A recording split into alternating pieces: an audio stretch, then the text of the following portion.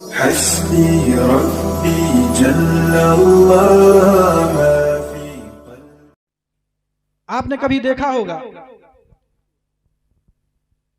कि मुर्गी के अंडे से जो बच्चा निकलता है, अभी उसे निकले हुए थोड़ा ही वक्फा होता है कि उसे सब पता होता है। उसे यह भी पता होता है कि उसका दुश्मन कौन है, उसे यह भी पता होता है कि उसका दोस्त कौन है, उसे क्या खाना है यह भी उसे पता है, किस चीज से परहेज करना है वो भी उसे पता है। यही वजह है कि जब किसी जानवर को देखता है तो भाग करके अपनी मां की तरफ जाता है। अगर उसके सामने कंकर और चावल मिला करके आप डाल दें तो वह अपनी चोंच से कंकर को अलग करेगा, दाने को खाएगा। आखिर ये अभी जो बच्चा अंडे से निकले हुए भी थोड़ा ही सा वक्त गुजरा था, आखिर ये इल्म उसे कैसे हासिल हुआ? हम जवाब दें या ना दें, लेकिन रब ने बहुत पहले इसके बारे में बता दिया। कुरान कहता है रब्बुनल्लज़ी अअता कुल्ल शैइन खल्क़हु सुम्मा हदा। मेरा रब वो है जिसने हर शय को उसकी बेहतरीन सूरत पर पैदा फरमाया और उसे हिदायत अता फरमाई। एक वाक़या और आपको सुनाऊं कि ये मखलूकात का आलम क्या है। इसी समंदर में एक मछली पाई जाती है, उसे ईल कहा जाता है। दुनिया के 7 समंदर में यह मछली पाई जाती है, लेकिन एक खास जगह है जिसे बरमूडा ट्रायंगल कहा जाता है। पढ़े लिखे बच्चे हैं वो मेरी बात समझेंगे। बरमूडा ट्रायंगल, वहां के पानी का तापमान और वहां की दर्जा हरारत ऐसी है कि ये ईल 7 समंदर में पाई जाती है, लेकिन ये जा करके अगर अंडा देती है तो उसी खास समंदर में जाके अंडा देगी। अब आप जरा अंदाजा लगाएं कि ये सूरज की जो रोशनी है ये इस समंदर में 800 मीटर से ज्यादा अंदर नहीं जा सकती। अंदर घुप अंधेरा, कुछ नहीं पता कि क्या है। और ये मसाफत, अब जरा हिंदुस्तान से अंदाजा लगाइए कि बरमूडा ट्रायंगल की मसाफत तकरीबन 10,000, कहीं से 5,000, कहीं से 4,000, कहीं से 14,000। ये दुनिया भर की जो मछलियां हैं ये सफर करके उस बरमूडा ट्रायंगल में पहुंचती हैं और वहां अंडा देती है। अब उससे भी हैरत अंगेज जो साइंसदानों ने इंकशाफ किया वो जरा इल्म के हवाले से जरा बताता हूं कि जो समंदर, जैसे हिंदुस्तान के समंदर से जो मछली चल करके गई, उसके बच्चे जब अंडे से बाहर आते हैं तो वो उसी समंदर में नहीं रहते, बल्कि वो सफर करके उसी वतन को आते हैं जहां से उनकी मां चल करके गई थी। अब आप अंदाजा लगाएं कि समंदर में 800 मीटर के नीचे घुप अंधेरा, कुछ दिखाई नहीं सकता। हजारों किलोमीटर का सफर ये छोटे छोटे बच्चे इतनी दूरी से तय करके अपनी मां के वतन को पहुंचते हैं। आखिर ये इल्म उन्हें कहां से आया? कुरान कहता है रब्बुनल्लज़ी अअता कुल्ल शैइन खल्क़हु सुम्मा हदा। मेरा रब वो है जिसने हर शय को उसकी बेहतरीन सूरत पर पैदा फरमाया और उसको हिदायत अता फरमाई। यह हिदायत उस मछली के बच्चे को भी हासिल है, उस मछली को भी हासिल है, उस मुर्गी के अंडे के इनसे निकलने वाले उस बच्चे को भी हासिल है। लेकिन इंसानी मखलूक बड़ी है अजीब है। उनका हाल यह है कि जब वो पैदा होते हैं तो उन्हें यह नहीं पता होता कि उनकी माँ कौन है, उसे ये भी नहीं पता होता कि उसका बाप कौन है, उसका दोस्त कौन है, उसका दुश्मन कौन है। और ये मैं नहीं कह रहा, कुरान कहता है वल्लाहु अखरजकुम मिन बुतूनि उम्महातिकुम ला तअलमून शैअ। अल्लाह तबारक व तआला ने जब तुमको तुम्हारी माँ के पेट से पैदा किया तो तुम कुछ नहीं जानते थे। वजअल लकुमुस समअ वल अब्सार वल अफइदा। तो अल्लाह तबारक व तआला ने तुम्हें क़ुव्वत सिमाअत अता फरमाई, सोचने के लिए अक्ल अता फरमाई, समझने के लिए अक्ल दी, जानने के लिए तुम्हें अक्ल अता फरमाई। उससे पहले तुम्हें कुछ नहीं पता था। और उसके बाद जब ये इंसान का बच्चा बड़ा होता है, इंसान कभी भी बगैर सीखे कुछ नहीं पता कर सकता। अगर इंसान के बच्चे को ले जाकर के जंगल में छोड़ दिया जाए तो वो गूंगा रहेगा, बोल नहीं सकता। खुशनसीब हैं वो लोग कि जिन्होंने अपने बच्चों को इस तरह के मदारिस में डाला। आपने अपने बच्चे को इस हाल में दिया था कि वो कुछ पढ़ना लिखना नहीं जानता था, लेकिन जब इन उलमा ने उसको वापस किया तो कोई हाफिज कुरान है, कोई कारी कुरान है, कोई आलिम है, कोई फाजिल है। ये सारे बच्चे आए थे जाहिल बन करके, जब लौट करके जा रहे हैं तो दीन का सरमाया बन करके जा रहे हैं। वाह वाह वाह वाह, सुभान अल्लाह सुभान अल्लाह। लेकिन यही बात खत्म नहीं होती। अल्लाह तबारक व तआला ने इंसान को अक्ल भी अता फरमाई और उसके सामने दो रास्ते रखे, फमन शाअ फलयुमिन वमन शाअ फलयकफुर, इन्ना हदैनाहु सबीला इम्मा शाकिरन व इम्मा कफूरा। दो रास्ते हैं, हिदायत का एक रास्ता है, गुमराही का रास्ता, जो चाहो इख्तियार कर लो। फमन शाअ फलयुमिन वमन शाअ फलयकफुर। लेकिन यही बात नहीं हुई, अल्लाह तबारक व तआला ने लोगों की हिदायत के लिए अंबिया किराम को भी भेजा। कोई कलीमुल्लाह बन करके आया, कोई खलीलुल्लाह बन करके आया, और आज इस सरकारे मदीना कॉन्फ्रेंस पे हम बैठे हैं जिनकी हम उम्मती हैं। जब वो दुनिया में तशरीफ लाए तो कुरान पुकार उठा, वमा अरसलना का इल्ला रहमतल लिल आलमीन। ए मेरे महबूब, हमने आपको सारे जहान के लिए रहमत बनाया। वाह वाह वाह वाह, सुभान अल्लाह सुभान अल्लाह। ये रहमत ही तो है, अल्हम्दुलिल्लाह अल्हम्दुलिल्लाह, कि आज दुनिया भर की खुराफात करने के बाद कौन सी ऐसी कमी है जो हमारे अंदर मौजूद नहीं, उसके बावजूद अगर हमारे ऊपर अजाब नाजिल नहीं होता तो इस वजह से नहीं कि हमारे अंदर कोई कमाल है। ये कमाल है मेरे मुस्तफ़ा का। कुरान कहता है मा कान अल्लाहु लियुअज़्ज़िबहुम व अंत फ़ीहिम। ए मेरे महबूब, ये रब की शान नहीं कि आप जिस कौम में जलवा अफरोज हो, अल्लाह तबारक व तआला उस कौम में अजाब नाजिल फरमाए। क्या कहने, वाह वाह वाह। वरना तारीख का मुताला करने वाले बखूबी जानते हैं, जहां अंबिया किराम ने दावत और तबलीग की राह में बहुत सारी मशक्कतें उठाई, वहीं उनकी बद्दुआओं के नतीजों में कौमों पर अजाब भी नाजिल हुआ। बस्तियां तहस नहस कर दी गई, सूरतें मस्त कर दी गई, फिरऔन और उसके हमनवाओं को दरिया में गर्क कर दिया गया। लेकिन आइए जनाब रसूलुल्लाह सल्लल्लाहु अलैहि वसल्लम की रहमत कामिला का जायजा ले। यहाँ पे बद्दुआएं नहीं, दुआएं हैं। रास्ते में कांटे बिछाने वाली बुढ़िया जब बीमार पड़ती है तो उसकी इयादत को तशरीफ लेकर के जा रहे हैं। सुराका जैसे दुश्मने जान को किसरा के कंगन की बशारत दे रहे हैं। और फतेह मक्का के दिन आपकी शान रहमत ने वो जौहर दिखलाए कि गैरों को भी ये तस्लीम करना पड़ा कि बेशक रहमतुल लिल आलमीन का लक़ब आप ही के लिए ज्यादा बेहतर है, और क़ुबाए रहमत आप ही के तमे ज़ेरा भेजे।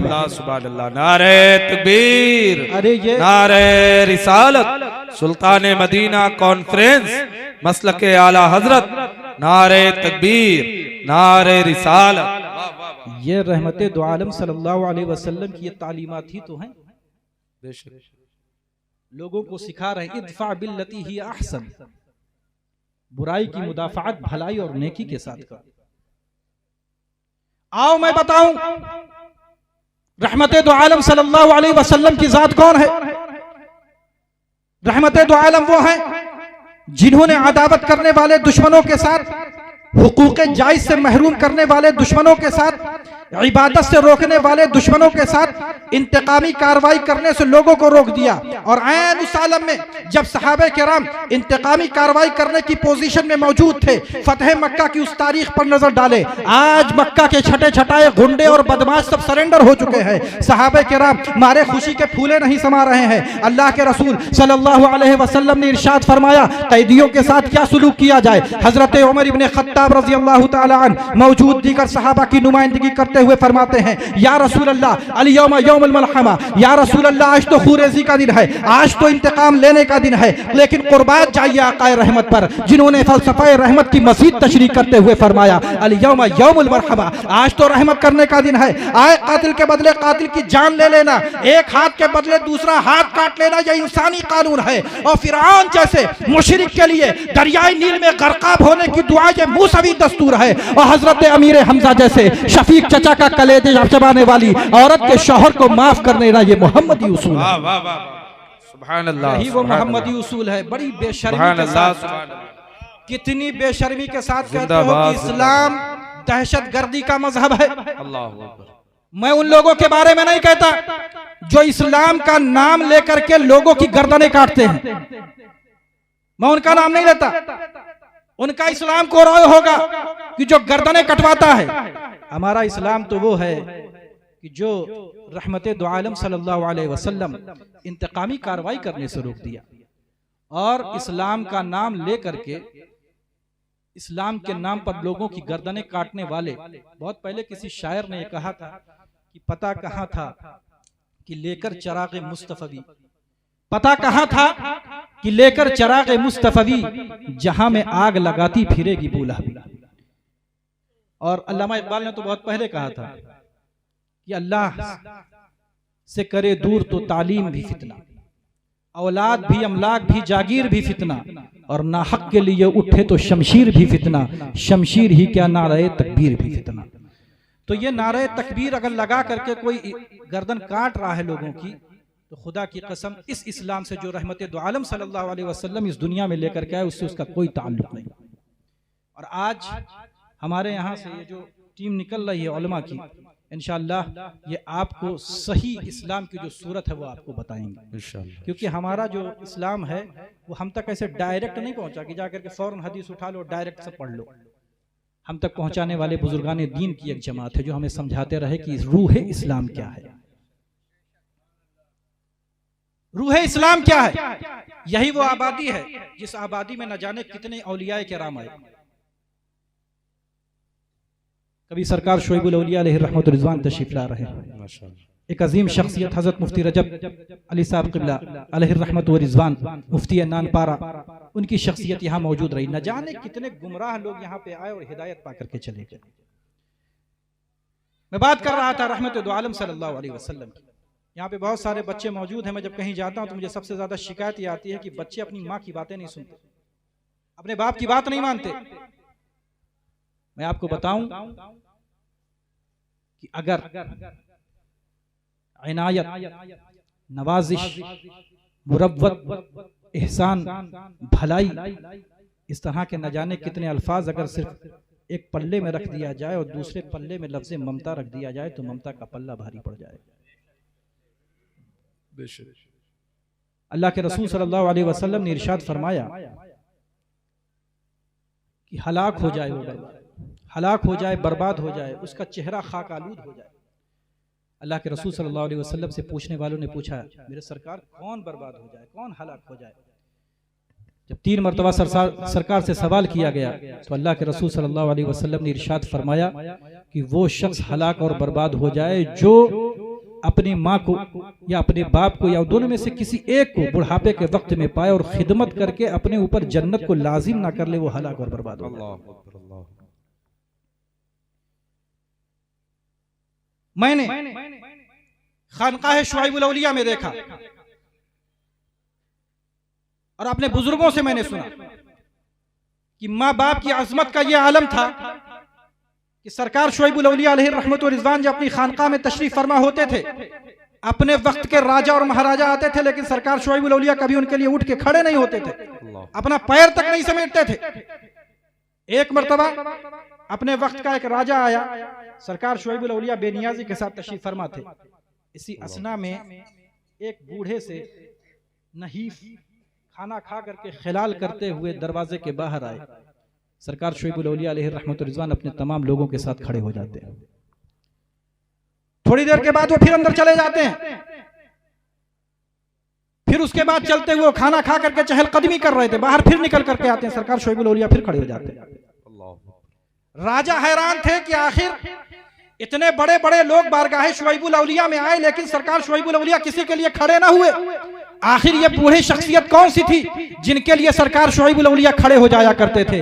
बताया गया ये कोई और नहीं बल्कि सरकार शुआइबुल औलिया के वालिद मोहतरम हैं, जिनके आने पे वो खड़े हो जाए। वाह वाह वाह वाह वाह।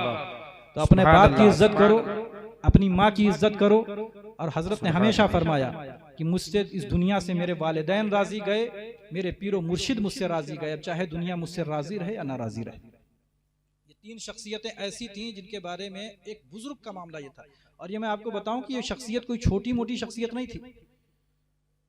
इनका आलम ये था कि आज अहले हदीस बहुत घूमते हैं, बहुत हदीस की बात करते हैं। एक हदीस पढ़ करके सुनाऊं, और जिस शख्सियत के बारे में मैं जिक्र करने जा रहा हूं हजरत पीर शाह अब्दुल लतीफ अलैहि रहमत व रिज़वान, ये वो शख्सियत थी कि जिनके नाम से पुराने मदारिस का नाम रखा जाता था। आपको बता दूं कि जामिया अशरफिया मुबारकपुर जो हमारी इज्जत, हमारा सर का ताज, अल्लाह तबारक व तआला उसे रोज अफ़ज़ल तरक्की अता फरमाए, आमीन। उसका भी जो पहला नाम रखा गया था वो भी जामिया लतीफिया अशरफिया। अशरफिया किसकी तरफ मंसूब है पूरी दुनिया जानती है, लेकिन लतीफिया किसकी तरफ मंसूब था ये मैं बता दूं आपको। हजरत पीर शाह अब्दुल लतीफ अलैहि रहमत व रिज़वान, मुर्शिद इजाजत हजरत सरकार शुआइबुल औलिया अलैहि रहमत व रिज़वान, चिश्ती सिलसिले के बड़े ही अजीम बुजुर्ग थे। हजरत की किताब हुदूसुल फितन, हजरत अल्लामा मौलाना मोहम्मद अहमद साहब क़िबला मिसबाही मद्दज़िल्लुहुल अली व नूरानी ने अपनी किताब हुदूसुल फितन, ये हुदूसुल फितन एक ऐसी किताब है कि हम लोग जामिअतुल अज़हर में जब रहते थे तो अपने अकीदे के हवाले से अगर हमें कुछ बताना होता था कि इंडिया में इनके हवाले से कोई किताब लिखी गई तो हम लोग हुदूसुल फितन पेश करते थे। हुदूसुल फितन ये एक ऐसी किताब है जिसमें बहुत सारे मशाइख़ निज़ाम जिन्होंने उस वक्त इस अकीदे की हिफाजत फरमाई उनका जिक्र किया गया। उसमें हज़रत पीर शाह अब्दुल लतीफ़ अलैहि रहमतुर रिज़वान का जिक्र। मैं आपको बताऊं, ये वो सरकार शुआइबुल औलिया के मुर्शिद इजाजत वो शख्सियत थी कि उसको समझने से पहले जरा आइए इस हदीस को देखें। अल्लाह के रसूल सल्लल्लाहु अलैहि वसल्लम ने इरशाद फरमाया, तिरमिज़ी शरीफ की हदीस है, हजरत अनस इब्न मालिक रज़ी अल्लाह तआला अन्हु उसके रावी हैं। सरकार दो आलम सल्लल्लाहु अलैहि वसल्लम इरशाद फरमाते हैं, मन सल्ला लिल्लाहि 40 यौमन बिल जमाअह वलम तफुतहु अत-तकबीरतुल ऊला कुतिबा लहु बराअतुन मिनन नार व बराअतुन मिनन निफाक। अल्लाह के रसूल सल्लल्लाहु अलैहि वसल्लम ने इरशाद फरमाया कि जिसने 40 दिन तक जमाअत के साथ इस तरह नमाज अदा की कि उसकी तकबीर उला न फौत हो, तो अल्लाह तबारक व तआला उस पर यह करम फरमाता है कि उसे जहन्नम से बचा लेता है और उसे निफाक से बचा लेता है। मैं जिक्र कर रहा था, अभी एक हदीस मैंने पढ़ कर बताई। अल्लाह के रसूल सल्लल्लाहु अलैहि वसल्लम ने इरशाद फरमाया, बहुत सारे यहाँ पे बच्चे मौजूद हैं जो परेशान हाल रहते हैं कि हज़रत मेरा दिल नहीं लग रहा, परेशान हूँ। आपको ये बता करके जाता हूँ कि अगर इस पर पाबंदी कर लें, खुदा की कसम दुनिया भी संवर जाएगी और आखिरत भी संवर जाएगी। अल्लाह के रसूल सल्लल्लाहु अलैहि वसल्लम ने इरशाद फरमाया कि जिसने 40 दिन तक नमाज जमात तकबीर उला की पाबंदी इस तरीके से की कि तकबीर उला उसकी न फौत हो, तो अल्लाह तबारक व तआला ये करम फरमाता है कि उसे निफाक से बचा लेता है और उसे जहन्नम से बचा लेता है। सिर्फ 40 दिन की हदीस की 40 दिन की बरकत का आलम यह है कि हदीस कहती है कि उसे जहन्नम से बचा लिया जाता है, उसे निफाक से बचा लिया जाता है।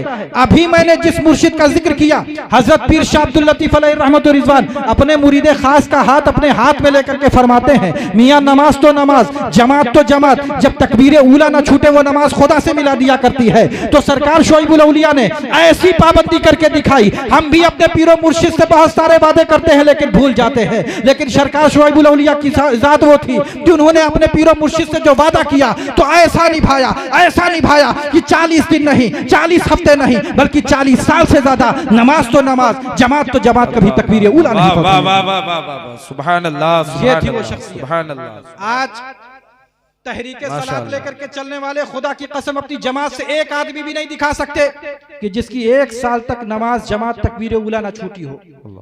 अगर आपको कोई मिलेगा तो इमाम अहमद रजा फाजिल बरेलवी के कैद में मिलेगा, जिसे हम सरकार शुआइबुल औलिया के नाम से जानते हैं, जिनका हाल यह था कि 40 साल तक नमाज तो नमाज, जमात तो जमात, कभी तकबीर उला नहीं छोड़ी। अल्लाह तबारक व तआला हमें, और यही वजह है कि ये जो इतने बुजुर्गाने दीन इस आबादी में आते रहे, वरना आपने अकीदे की कोई किताब पढ़ी, आपने फिक्र की कोई किताब पढ़ी, लेकिन उसके बावजूद भी अगर आपके अकायद महफूज हैं तो इसमें कमाल आपका नहीं है बल्कि उन बुजुर्गाने दीन का, जिन्होंने आपके बाप दादा को ऐसा समझाया कि कई नस्लें गुजर गई लेकिन आज तक आपके अकीदे को कोई हिला नहीं सका।